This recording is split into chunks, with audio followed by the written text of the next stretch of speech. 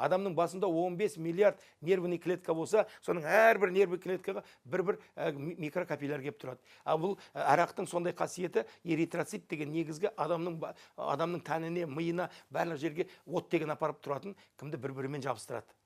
Сонда олар жабысып, мына кімді әлгі жүзім сияқты болып қалады, бір-бірін жүзімнің, сондықтан әлгі виноградный грозди деп айтады әлгі кімдер. Жабысып жүрген тромбтар. Олар мына үлкен магистральный әлгі артерия, веналарда жүре береді. Ал бірақ кімге микрокапиллярға келгенде оны бекетіп тастайды, әрі қарай оған 5 минут оттегі бармаса болды, ми өледі.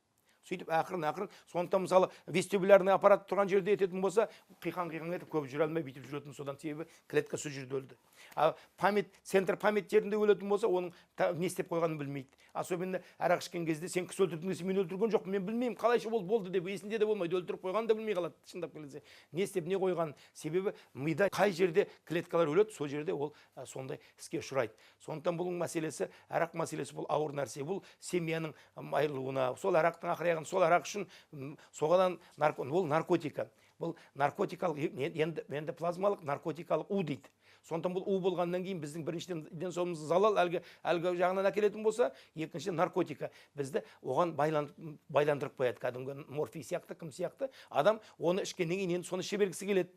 Одан тоқтай алмайтын болады. Ол ұят аяттың бар, одан кетеді. Барлық толық азғындыққа ұшырайды. Тек қана арақ үшін не нәрсеге барып, соңғы сөзін айтып, міне не осы соны ішіп кету үшін соған дайын болады. Не соңғы дүниені бала шағасының, әйел бала шағасы, ағайын туған кімнің болсын любойының аузынан жырып бәрін ішіп кетуге дайын болады. Ол толығынан өзінің деградация, бақытсыздыққа ұшырайды.